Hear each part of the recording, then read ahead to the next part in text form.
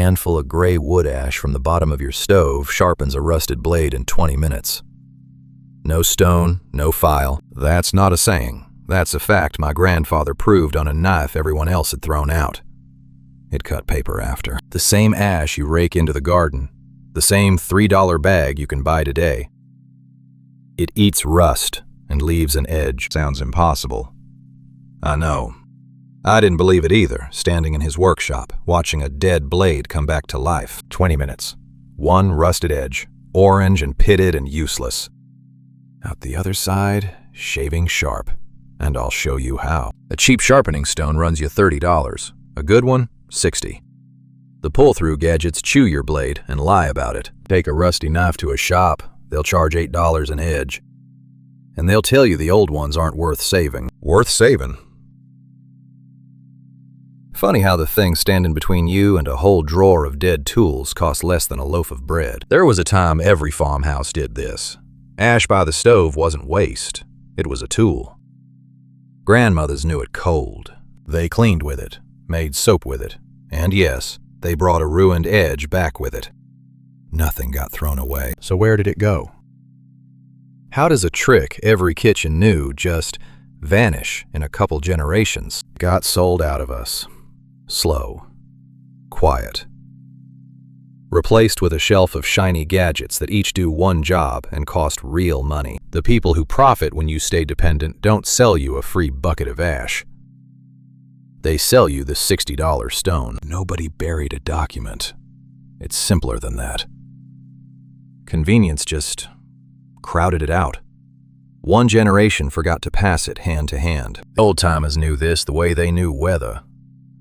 Now it lives in maybe a few old workshops and fewer old men. I only have it because a stubborn man refused to buy what he could make. He'd have laughed at that hardware aisle. Here's what it costs you not to know.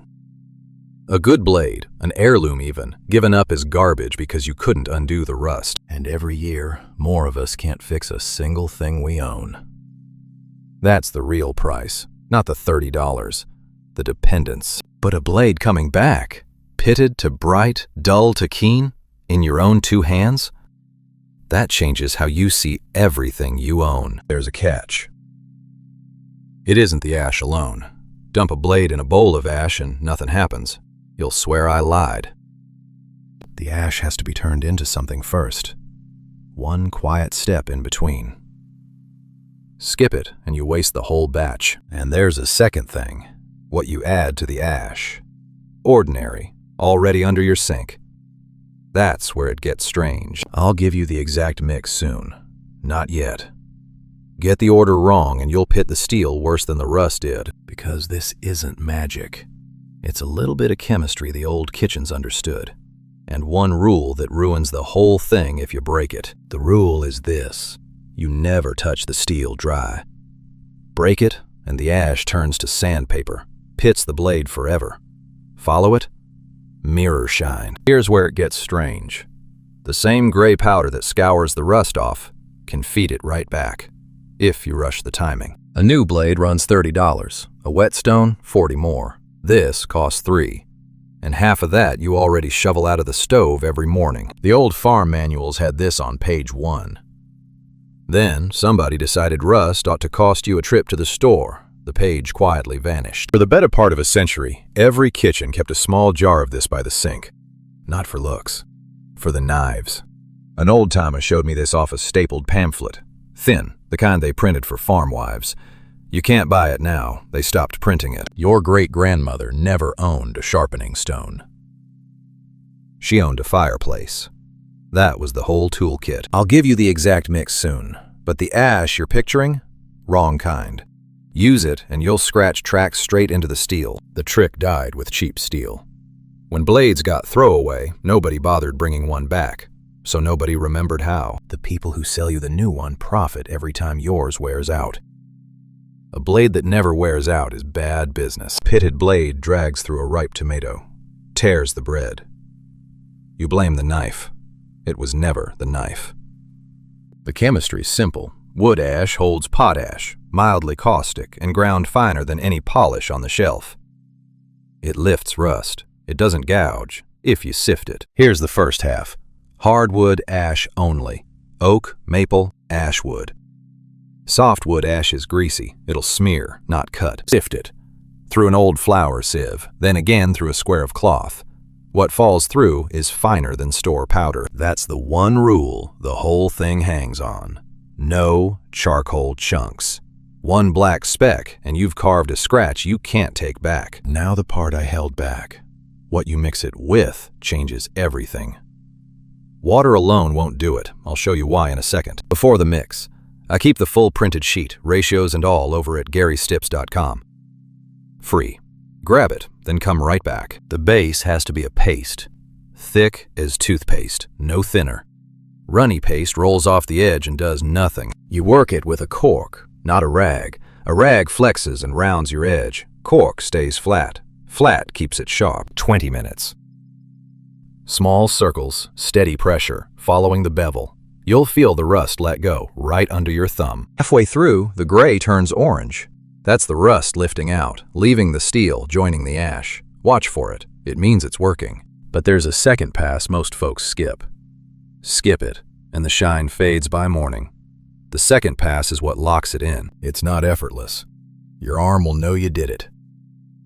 20 honest minutes beats a $40 stone you never learned to use.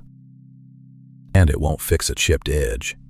Ash removes rust and owns. It can't rebuild missing steel. Honest is honest. One more thing before the strange part. Keep the blade wet the whole time. The second it dries, stop and add a drop.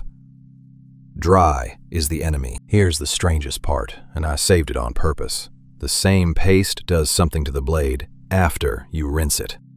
Something that stops the rust ever coming back. It leaves a film you can't see. And what that thin film does over the next week, the old-timers had a name for it. That's next. That film has a name. The old-timers called it the black skin. Rinse the blade, and the ash leaves it behind, a layer that starves rust before it starts.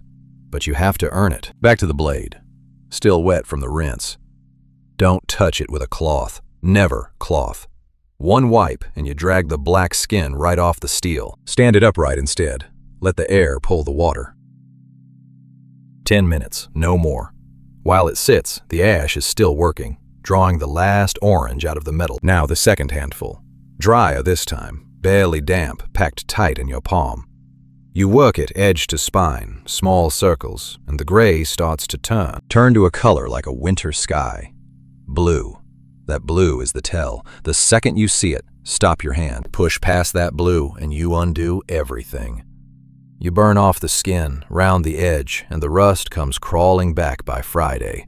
Timing is the whole trick. Last step's the softest one. A strip of old leather, a smear of that same ash. 20 slow passes, heel to tip. Always away from the edge, never into it. That's it. That's the finish. No motor, no oil, no $40 stone. Gray dust and patience, straight through, start to end. Test it the old way. Rest the edge on a hanging sheet of paper. It doesn't tear, it parts. 20 minutes, a blade that was rusted shut this morning. Here's the honest part, and I won't dress it up.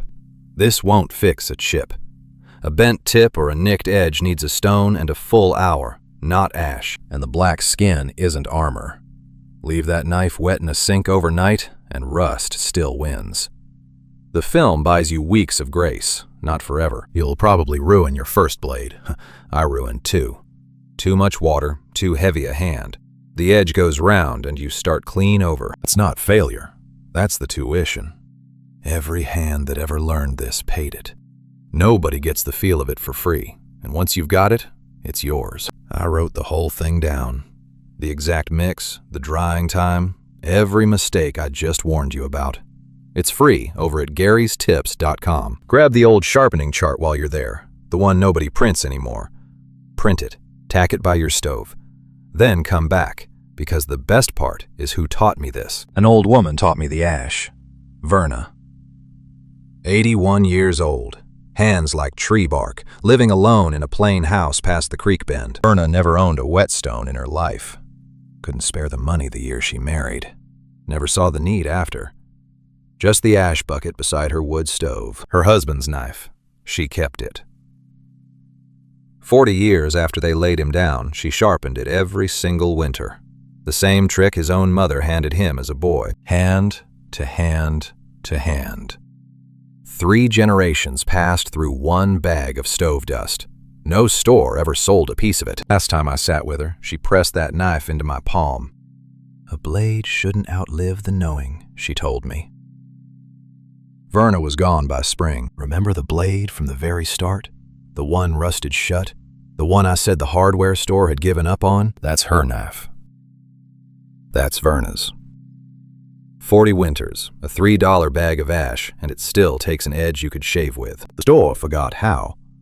She never did. And now, neither will you. They want you believing Sharp costs money, costs a subscription, a gadget, a trip to town. It never did. The answer was in the stove the whole time. In the gray dust every house sweeps out and throws away without a second look. Free. Under your nose. Always was. Go pull the chart at garystips.com before you sharpen a single thing tonight. It'll save you the 2 blades I lost. Then tell me down in the comments, what blade in your house have you already given up on? Name it. I want to hear. Next time, the ash still isn't done. That same bucket makes a soap that strips grease no store bottle can touch. And it's older than this one. Stay close.